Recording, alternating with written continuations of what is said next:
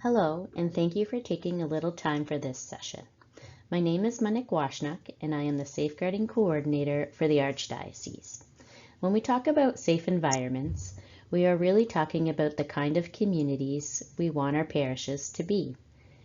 That is, communities of trust, and places where people feel welcomed, respected, and able to participate without fear or of being mistreated. Whether we are an employee, a volunteer, a member of a committee or of the Fabrique, a parishioner or a visitor, we all contribute to creating spaces where everyone can participate and serve with confidence.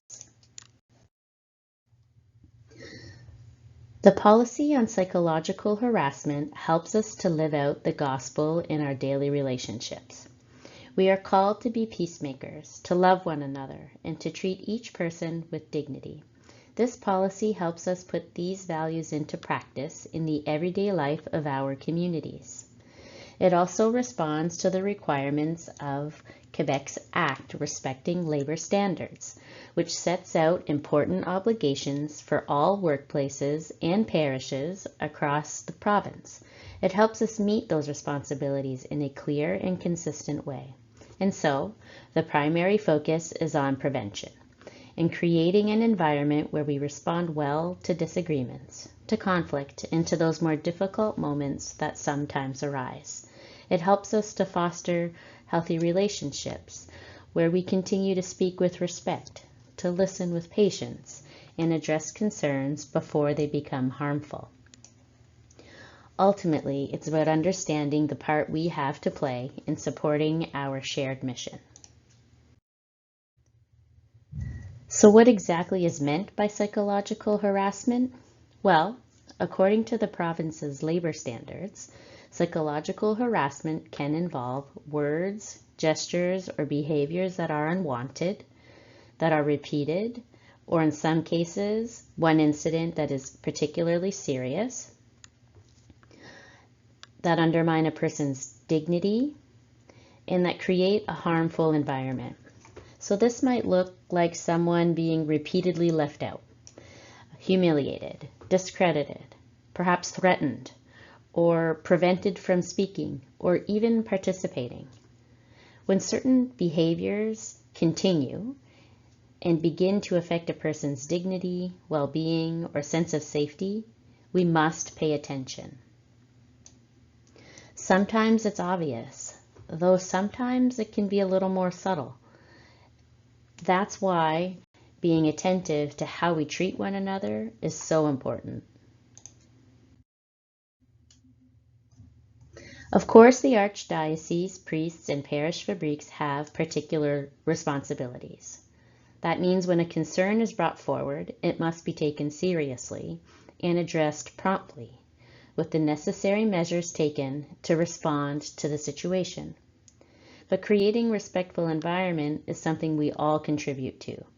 That means whether we're an employee, a volunteer, or a member of a committee, priest, deacon, or parishioner, we all have a role to play.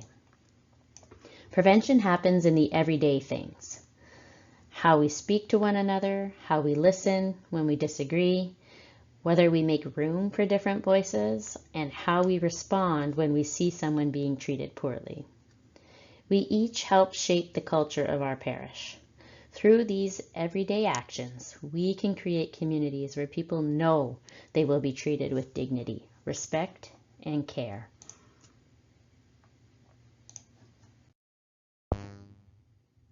Sometimes, despite our best efforts, a situation must be addressed.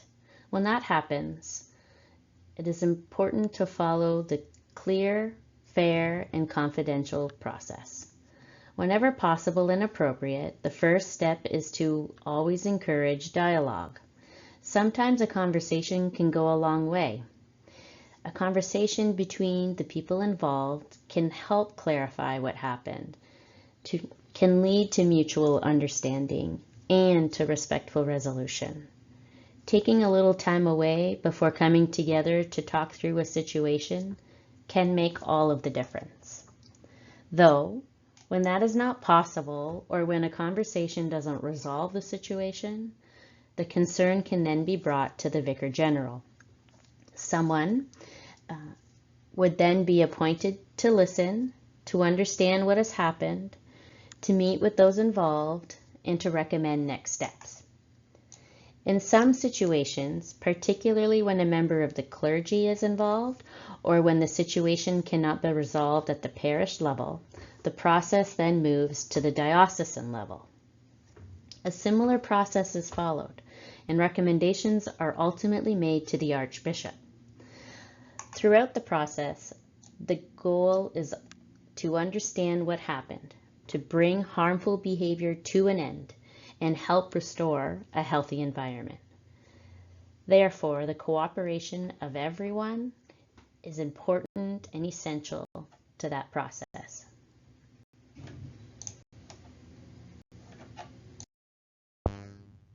If you experience harassment or witness something that concerns you, and efforts to resolve the situation at the parish level have not worked, please contact Jeanette Ndaya Chibangu to report the situation.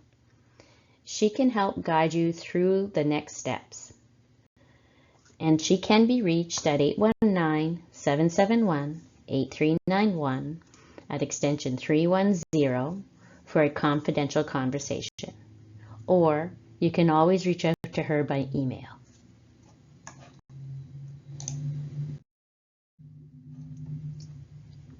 Thank you for the part that you play in making your parish a place where people feel safe, respected, welcomed, and valued. By visiting the diocesan website and clicking on Submit a Complaint in the top banner, you will find the diocesan policy for the prevention of psychological harassment, the Code of Ethics and Conduct, how to report a complaint, and other helpful resources. And if ever you're unsure about something, you have a question, or you just want to talk something through, whether it's a concern or you just don't know, feel free to give me a call. I'd be more than happy to walk through any situation with you. Thanks again for your time, for your commitment, and all that you do to maintain safe spaces where we can live out our mission together.